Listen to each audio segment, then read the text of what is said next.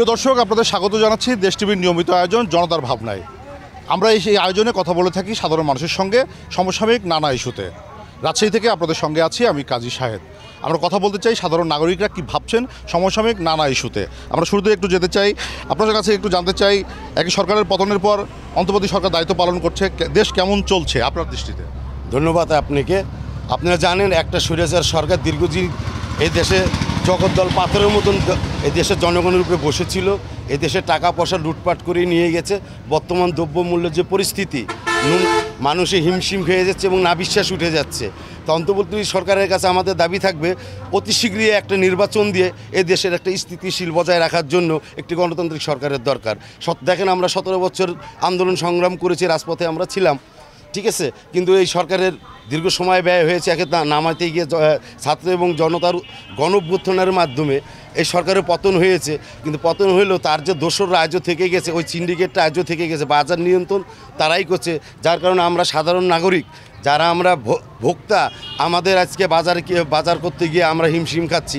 অন্তর্বর্তী সরকারের কাছে আমাদের আকুল আবেদন থাকবে রাজশাহীবাসীর পক্ষ থেকে, যেন একটা খুব দ্রুত সময়ের মধ্যে একটা সঠিক, সুন্দর এবং ফ্রি ফেয়ার একটা নির্বাচন দিয়ে দেশবাসীকে এই অরাজকতার মধ্যে থেকে রক্ষা করুক। তার কারণে একটু জানতে চাচ্ছিলাম, আপনি যেহেতু বলছেন যে নির্বাচিত হলে একটা সরকার আসলে পরে হয়তো দ্রব্যমূল্য কমতে পারে, কিন্তু একটা নির্বাচিত সরকারই তো দেশে ছিল, আমরা তো দেখেছি তখনও তো সিন্ডিকেট হয়েছে, জিনিসপত্রের দাম বেড়েছে, তাহলে পরে কীভাবে হবে? দেখেন, সরকারের মধ্যে পার্থক্য আছে, কেউ জনবান্ধব সরকার, কেউ স্বৈরাচারী সরকার।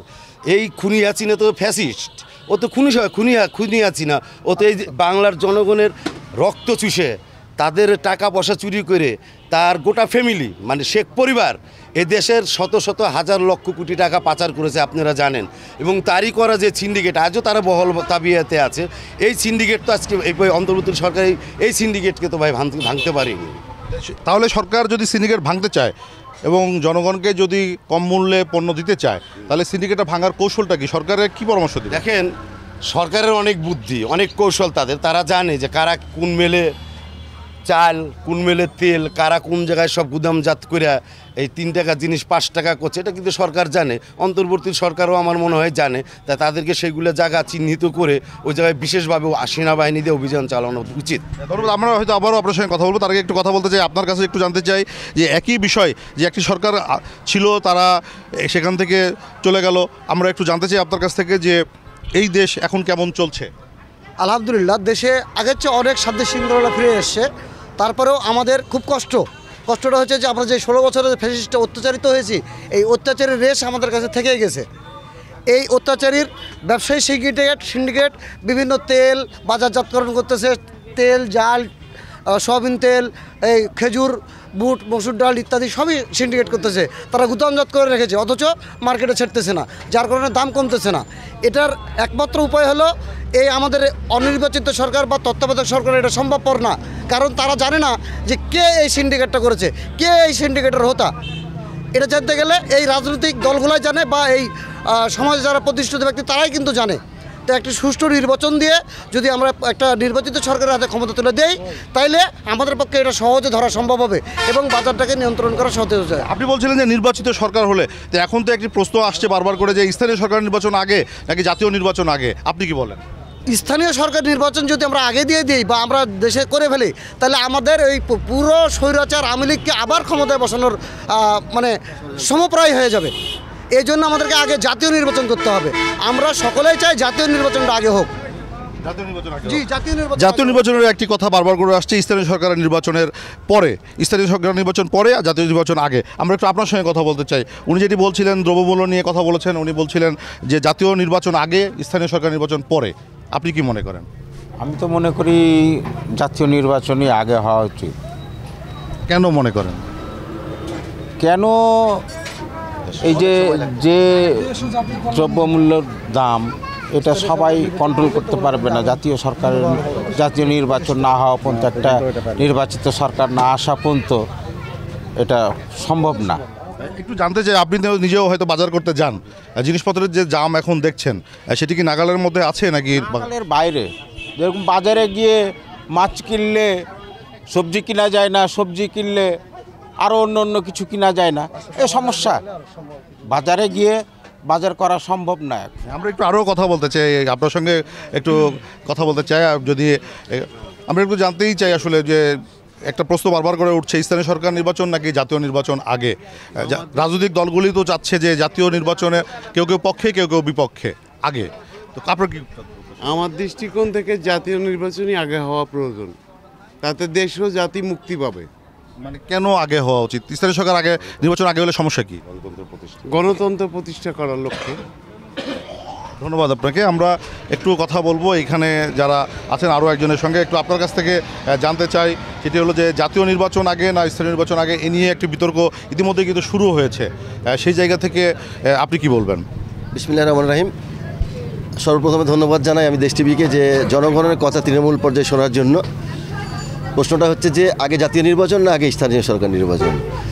আমরা দীর্ঘ 17 বছর যে আন্দোলন সংগ্রাম করেছিলাম গণতন্ত্র পুনঃপ্রতিষ্ঠার জন্য, 17 বছর এই ফ্যাসিস্ট হাইনা সরকার আমাদের ভোট দিতে দেয় নাই, দেশে গণতন্ত্র বিরাজমান ছিল না।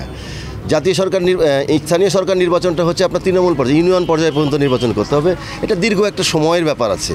এই দীর্ঘ সময় ক্ষেপণ করার জন্যই স্থানীয় সরকারটা এখন বাদ দিয়ে আগে আমাদের প্রধান দায়িত্ব হচ্ছে যে গণতান্ত্রিক অধিকার প্রতিষ্ঠার জন্য, মানুষের ভোট ও ভাতের অধিকার প্রতিষ্ঠার জন্য জাতীয় নির্বাচনটা আগে প্রয়োজন।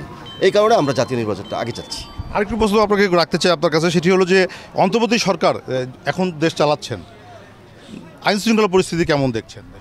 আমাদের কিন্তু আইন শৃঙ্খলা পরিস্থিতি অন্তর্বর্তীকালীন সরকার দায়িত্ব নেওয়ার পর থেকে সুন্দরভাবেই চলছিল, কিন্তু কিছুদিন আগে যে সাবেক প্রধানমন্ত্রী হাসিনা এবং আপনার যে জাহাঙ্গীর মেয়র, ওদের যে অডিও ক্লিপগুলো ভাইরাল হওয়ার পরেই এই দেশে যে আওয়ামী দোসররা এখনও মানে গুপ্তভাবে আছে, সচল হয়ে আছে, এইগুলো তারা ইচ্ছাকৃতভাবেই আপনার দেশে রাহাজানি, চুরি, ডাকাতি, যেন আইন শৃঙ্খলা পরিস্থিতির অবনতি হয়, মানুষজন যেন বলে যে আগের সরকারই ভালো ছিল, অন্তর্বর্তীকালীন সরকার পাচ্ছে না, যার কারণে এরা পরিকল্পিতভাবে এই সমস্ত আপনার হত্যা, রাহাজানি, ছিনতাই এগুলো করছে। ধন্যবাদ আপনাকে। প্রিয় দর্শক, আমরা কথা বলছিলাম সাধারণ নাগরিকদের সাথে জনতার ভাবনায়। একটু শুরুতে যেতে চাই যে যেহেতু নির্বাচনের প্রসঙ্গ আসছে বারবার করেই, সেই প্রসঙ্গ থেকেই নতুন রাজনৈতিক দল একটি হয়েছে আমরা সম্প্রতি দেখলাম। এই নতুন রাজনৈতিক দলটিকে আপনি কিভাবে দেখছেন? বিসমিল্লাহির রহমানির রহিম। হ্যাঁ, ওরা নতুন রাজনৈতিক দল যেটা হয়েছে, হ্যাঁ, যেহেতু আমাদের বাংলাদেশ গণতন্ত্রের দেশ, অবশ্যই তারা একটা নতুন দল গঠন করেছে। ওরা অবশ্যই রাজনীতি করবে, দল করবে, ঠিক আছে, কিন্তু বিগত আপনার 17 জুলাই থেকে 5 আগস্ট পর্যন্ত যে গণ অভ্যুত্থান ঘটেছে সরকারের, তারা পুরোটাই নিজেদের ক্রেডিট নিতে চায়। আসলে আপনার একটা জায়গায় একটা মানুষ কি একদিনে খারাপ হয়? আপনি ওদের আন্দোলনটা ছিল কি শুধু কোটা আন্দোলন, শুধু কোটা আন্দোলনের ক্ষেত্রে কি সরকারের পতন হয়েছে?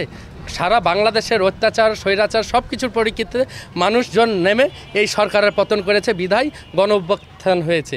সেই ক্ষেত্রে এখন যদি ছাত্ররা মনে করে যে এই ক্রেডিটটা আমরাই করেছি, ওই আন্দোলন আপনি খেয়াল করবেন, আপনারা গণমাধ্যমের লোক, একটা লুঙ্গি পরাও মানুষ ছিল, একটা বৃদ্ধ মানুষও ছিল ওই অভ্যুত্থানের সময়।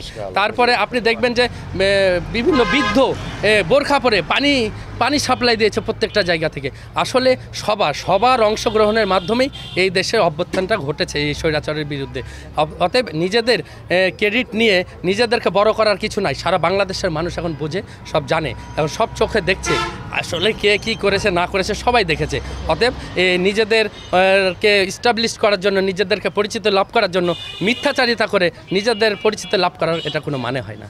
তাহলে এখন নতুন যে রাজনৈতিক দলটি হলো, একে আপনারা কী পরামর্শ দেবেন? আমরা তো এর আগেও দেখেছি অনেক রাজনৈতিক দল হয়েছে এবং সরকারের থেকে অনেক রাজনৈতিক দল করতে গিয়ে সেই রাজনৈতিক দলগুলি শেষ পর্যন্ত আর ভালোভাবে রাজনীতির মাঠে কাজ করেনি। তাহলে তাদের প্রতি আপনার কি পরামর্শ, যে তরুণ প্রজন্মের দল? আচ্ছা, যেহেতু ওরা তরুণ প্রজন্মের দল, তারা গণতন্ত্রের দেশ, রাজনীতিক একটা দল করেছে, সেই ক্ষেত্রে তারাও রাজনীতি করুক সুষ্ঠু পরিবেশে। কারো নামে কাউকে খারাপ করে নিজেকে ভালো হওয়ার জন্য দরকার নাই। তারা সুন্দর প্ল্যাটফর্ম একটা তৈরি করুক সারা বাংলাদেশে। আজ হয়তো তারা হয়তো 10টা এমপি পেল, পরবর্তীতে হয়তো একটা সময় যে তারা যদি সুন্দর সঠিকভাবে দেশে চলতে পারে, দেশ পরিচালনা করতে পারে, সেই ক্ষেত্রে হয়তো তাদের সম্ভাবনা কখনো না কখনো জেগে উঠবে।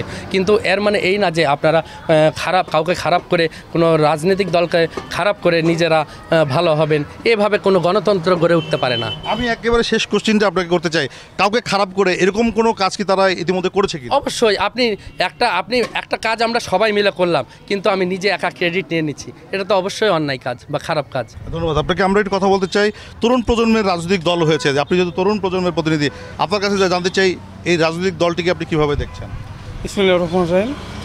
আসলে এই রাজনৈতিক দলটা অনেকটা কিংস পার্টির মতো অবস্থায় তারা নিজেরা তৈরি হয়ে গেছে, কারণ অনেক মানুষের স্বপ্ন দেখিয়েছে, আকাঙ্ক্ষা দেখিয়েছে, কিন্তু রাজনৈতিক দল করতে হলে জনগণের মাথায় যেতে হয়। কিন্তু খুব দুঃখের সাথে আমরা জিনিসটা দেখছি যে তারা জনগণ বাদ দিয়ে তারা সরকারের ছত্রছায়ায় রাজনৈতিক দল তৈরি করছে। কারণ তারা যেই আপনার আত্মপ্রকাশটা করলো, সেখানে আপনাদের মাধ্যমে আমরা জানতে পেরেছি যে তারা বিভিন্ন জেলার ডিসিরা সেখানে বাস সরকারি খরচায় তারা ওখানে লোক পাঠিয়েছে। তাহলে জনগণ রাজনৈতিক দল করতে গেলে তো জনগণের মাথায় দিতে হবে, সেদিক দিয়ে তারা অনেকটা কিংস পার্টির মতো অবস্থান তারা গ্রহণ করেছে। তারা জনগণের কাছে না যেয়ে তারা সরকারের ছত্রছায়ায়, কারণ আমরা এটাও জানি যে তাদের দুজন ছাত্র এখনও উপদেষ্টা মণ্ডলীতে আছে তারা, এবং আমাদের যেই নতুন দলের আহ্বায়ক তার মুখে আমরা শুনেছি যে তারা যখন ইচ্ছা হবে তারা তখন ওখান থেকে পদত্যাগ করে তারা রাজনৈতিক দলে অংশগ্রহণ করবে, অথচ ওনারা রাজনৈতিক দলে অংশগ্রহণও করবে, এখনও সরকারে আছে। এই জিনিসটা আসলে জনগণ আমরা ভালোভাবে নিচ্ছে না। একটু বলতে চাই যে তারা বলেছে যে তাদের রাজনৈতিক দল যেটি হবে সেটি জনগণের কাছে গিয়েই হবে এবং তারা হয়তো আসবেন, তখন এটা রিপারকাশন কী হবে? মানে আমাদের এই অঞ্চলে যদি আমরা দেখি নতুন রাজনৈতিক দলটি, এখানে জানি যে বড় দুটি দলেরই সবসময় আধিপত্য ছিল, বিএনপির এক সময়, পরে আওয়ামী লীগ, তাদেরই আধিপত্য। সেই জায়গাতে নতুন দলটি তাদের জায়গা করে নিতে পারবে কিনা? জনগণ যদি চায় তাহলে অবশ্যই তারা পারবে, কারণ এখন দেশে ফাঁসিবাদম নাই যে কেউ কারো গলা চিপে ধরবে, যেটা আমরা বিগত 17 বছরে দেখেছি। একটি দল তাদের একক কায়েমবাদ করার জন্য তারা সেই চেষ্টা চালিয়েছে। এখন সেই ফাঁসিবাদ নাই, গণতন্ত্র দেশ হিসাবে তারা নিজেদের স্বাধীনভাবে স্বাধীন চেতনা নিয়ে তারা কাজ করতে পারবে। জনগণ যদি চায় তাহলে অবশ্যই তারা দাঁড়াতে পারবে। জনগণ যদি চায় তাহলে তারা নতুন দল অবশ্যই দাঁড়াতে পারবে। আপনার সঙ্গে আমার শুরুর দিকে কথা হচ্ছিল, তখনও আমরা কথা বলছিলাম যে নতুন রাজনৈতিক দল নিয়ে কথা বলতে চাই। নতুন রাজনৈতিক দল যেটি হয়েছে তারা বলছিলেন যে সরকারের ছত্রছায়া থেকে করেছেন, কেউ বলছেন যে এই দলটি এখনও জনগণের মাঝে গিয়ে করা উচিত ছিল এভাবে না করে। আপনি যেহেতু রাজনৈতিক কর্মীও, সেটাকে কীভাবে দেখেন? দেখেন, যেহেতু আপনি বলেছেন আমি রাজনীতি কর্মী, তাহলে যদি আমি রাজনৈতিক ভাষায় বলি, দেখেন এরা কিন্তু কোটা আন্দোলন থেকে শুরু করেছিল, কিন্তু দীর্ঘদিনের ক্ষোভ বিভিন্ন রাজনৈতিক দলের দীর্ঘদিনের একটা ভোট অধিকারের জন্য এই যে প্রজন্ম, যারা নতুন প্রজন্ম, তারা কিন্তু 3 ট্রাম ভোট দিতে পারেনি। আপনি জানেন যে 14 সালে বিনা ভোটে 153 সিট পেয়েছে, 18 সালে তার ড্যামি দিয়ে তারা করেছে, 23 সালেও তাই করেছে। দেখেন, একটা গণতন্ত্র দেশে যদি নির্বাচিত সরকার না আসে, জনগণের আস্থার জায়গা থাকে না, ভরসার জায়গা থাকে না। নতুন দল যারা করেছে, এই বৈষম্যবিরোধী ছাত্ররা, তাদেরকে আমি স্বাগতম জানাই। যদি দলের মতন হয়, দেশ এবং জাতির কল্যাণের জন্য তাদেরকে দল করতে হবে, দল করার অধিকার সকলের আছে। ধন্যবাদ। আমি একটু কথা বলতে চাই আপনার সঙ্গেও, যেটা হলো রাজনৈতিক দল নিয়ে কথা হচ্ছিল, রাজনীতির বাইরে গিয়ে একটু কথা বলতে চাই। যারা এখন সরকারে আছেন, তারা দেশ চালাচ্ছেন, কেমন লাগছে? বিসমিল্লাহির রহমানির রহিম। প্রথম এই সরকারের ভালোই লাগছিল যখন দায়িত্ব নেয়। বাজার দ্রব্যমূল্য ঊর্ধ্বগতি, তেল সিন্ডিকেট, বুট ছুলা এগুলো সিন্ডিকেট, এখন রোজার মাসে মানুষের নাবিশ্বাস হয়ে উঠেছে। সেই জন্য আমি মনে করি যে এই সরকার খুব সতর্কভাবে আমাদের যারা সিন্ডিকেট, যারা বড় বড় ব্যবসায়িক, তাদেরকে অতিলম্বে আইনের আওতায় নিয়ে নেয়, এই দ্রব্যমূল্যের ঊর্ধ্বগতিটা কমানো উচিত বলে আমি মনে করি। সরকার তো চেষ্টা করছে, আমরা দেখলাম যে ডেভিল্যান্ড অপারেশন চালিয়ে আইন শৃঙ্খলার উন্নতি করার চেষ্টা করছে, জিনিসপত্র টিসিবির মাধ্যমে জিনিসপত্র দিয়েও চেষ্টা করছে, তারপরেও কেন কমছে না? চেষ্টা করছে ঠিক আছে, আপনি ভালো একটা বড় ব্যবসায়িক শুনতে পেয়েছেন যে গ্রেপ্তার হয়েছে, বড় একটা কোটিপতি সিন্ডিকেট গ্রেপ্তার হয়েছে। সাধারণ মানুষ, সাধারণ ছিনতাইকারী, সাধারণ পকেটম্যান, এদেরকে ধরে তো কোনো লাভ হবে না। বড় বড় যারা গদিতে বসে, রাঘব বিয়াল, যে বড় বড় সিন্ডিকেট যারা কোটি কোটি টাকার ব্যবসা করে, তাদেরকে আপনাকে আইনের আওতায় আনতে হবে, তাইলে না আমরা গরিবরা একটু পাবো আর কি। আমরা কথা বলছিলাম সমসাময়িক রাজনৈতিক নানা ইস্যু নিয়ে। আবারও কথা বলতে চাই, স্থানীয় সরকার না জাতীয় নির্বাচন, এই নিয়ে একটা বিতর্ক রাজনৈতিক দলগুলির মধ্যে ইতিমধ্যে শুরু হয়েছে, নতুন রাজনৈতিক দলও গঠন হয়েছে। সবগুলিকে আপনি কীভাবে দেখেন? অবশ্যই আগে জাতীয় নির্বাচন হবে। জাতীয় নির্বাচন এই সরকার তো স্থানীয় নির্বাচন দেওয়ার ইখতিয়ার রাখে না। এই সরকার একটা মেয়াদ এসেছে, আর দেশ সংস্কার এবং দেশের যা মেরামত এটা অবশ্যই নির্বাচনের সরকারই করতে হবে। আমরা খুব আশাবাদী আগামী ডিসেম্বরের ভিতরে আমরা প্রধান উপদেষ্টা এবং প্রধান নির্বাচন কমিশনার বিভিন্ন দলের যারা আলোচনা করছে মোটামুটি ডিসেম্বরে নির্বাচন হবে। নির্বাচনের পর তারপরে স্থানীয় নির্বাচন হবে এবং দেশ যে সমস্যা করে গেছে, সমস্যা আছে, এটা ওই নির্বাচিত সরকার করবে, এটাই আমরা আশা করছি। এবং বর্তমান বাজার নিয়ে একটু কথা বলা দরকার যে এই গত 17 বছর যে একটা সিন্ডিকেট সরকার ছিল, দেখেন আমরা এখন পেঁয়াজ 35 টাকা কেজি খাচ্ছি, আলু 16 টাকা কেজি খাচ্ছি, বাজার কিন্তু আমাদের ভালো আছে মোটামুটি আলহামদুলিল্লাহ। কিছু উপদেষ্টা, অল্প বয়সের উপদেষ্টা এবং নতুন উপদেষ্টার কারণে কিছু বিতর্কিত আছে, তারপরে কিন্তু মোটামুটি দেশ ভালো আছে। আর নির্বাচনের বিষয়ে কোনো নাই, আগে জাতীয় নির্বাচন দিতে হবে দেখে। আপনি বলছিলেন যে আলু 16 টাকা কেজি খাচ্ছে, কিন্তু আমরা তো রাজশাহীতে দেখেছি যে রাস্তায় আলু ফেলে কৃষক আহাজারিও করেছে দাম না পেয়ে। ঠিক আছে, যখন 70 টাকা কেজি হচ্ছে তখন তার কৃষকরা এইসব করেনি, তাই না? আর কৃষক কখনো কিন্তু 70 টাকা কেজি আলু পায়নি, কৃষক 20 থেকে 25 টাকা কেজি পেয়েছে। আর মধ্যে যে আপনার হলো এই সরকারের যেই আপনার এজেন্ট আছে, ওনারাই কিন্তু আপনারা করেছে। এবার ডাইরেক্ট কৃষক হতে পারছে, কিছু সমস্যা হচ্ছে, কিন্তু কৃষকদেরকে বলতে হবে যে দেশের মানুষ একটু আরাম আছে। প্রতিটা পৃথিবীতে রোজার মাসে জিনিসের দামপত্র কমে, কিন্তু একমাত্র বাংলাদেশ আওয়ামী লীগ সরকার কী করেছিল, সিন্ডিকেটের মাধ্যমে দাম বাড়েছিল। এখান থেকে আমরা একটু ভালো আছি। ধন্যবাদ আপনাকে। আমরা একটু আপনার সঙ্গে কথা বলতে চাই, একই প্রশ্ন আপনার। জি, আসলে জাতীয় নির্বাচনটা আমাদের আগে দরকার, যেহেতু একটা জিনিস বোঝেন, এখন একটা পরিবারে বাবা আগে, তারপরে সন্তান, তো সরকার আগে গঠন না করে আপনি স্থানীয় পর্যায়ে সরকার কিভাবে আপনি নেবেন? এখন আপনার যদি একটা চ্যানেল, আপনার যেমন একটা গণমাধ্যমের চ্যানেল আছে, সেটা আপনার যদি ঢাকাতে আছে মেন হেড অফিস, এইটা যদি আপনার না ঠিক হয়, তাহলে কি আপনারা এখানে সংস্কার সম্প্রচারণ করতে পারবেন? সেই ক্ষেত্রে আগে আপনার জাতীয় নির্বাচনটাই আগে দরকার। আগে মূল কাঠামোটা তৈরি হোক, ওখান থেকে ডালপালা সব কিছু স্থানীয় পর্যায়ে নির্বাচন হয়ে সব কিছু গঠনমূলকভাবে সৃষ্টি হয়ে দেশ অবশ্যই সুষ্ঠু শৃঙ্খলভাবে চলার পরিস্থিতি তৈরি হবে। কিন্তু অতীত রেকর্ড তো বলছে যে স্থানীয় সরকার নির্বাচনেও তো দলীয়করণ হয়েছে এবং রাজনৈতিক দল যারা ক্ষমতায় থাকেন তারা তাদের প্রার্থীদের বিজয়ী করতে ভূমিকা রাখেন। আসলে স্থানীয় নির্বাচন হয়েছে, কিন্তু আসলে গত 17 বছর কোনো নির্বাচিত সরকার ছিল না। তাদের মন গড়া নির্বাচন দিয়েছিল, মন গড়া পার্লামেন্ট তৈরি করেছিল, মন গড়া আপনার কাউন্সিলর, মেয়র, মানে সিলেকশন, কোনো ইলেকশন ছিল না, ছিল হচ্ছে সিলেকশন। এর মাধ্যমে দেশটা একটা মানে রঙ্গমঞ্চ তৈরি করে এখানে প্রস্তাবিত হয়েছিল, গোটা দেশটাকে পরিচালনা করেছিল। তখন তো আমরা ইলেকশন, আপনি এই প্রজন্মে যাদের বয়স হচ্ছে 25 বছর, তাদেরকে জিজ্ঞাসা করতে পারবেন যারা একবার ভোট দিয়েছে? কেউ কি বলতে পারবে আমরা একবার ভোট দিতে পেরেছি? ভোট কেন্দ্রে যেয়ে ভোট দিতে যেয়ে দেখেছি আমাদের ভোট হয়ে গেছে, তাহলে আমরা কিভাবে মেনে নেব? আসলে একটা নির্বাচিত সরকার গঠন হোক।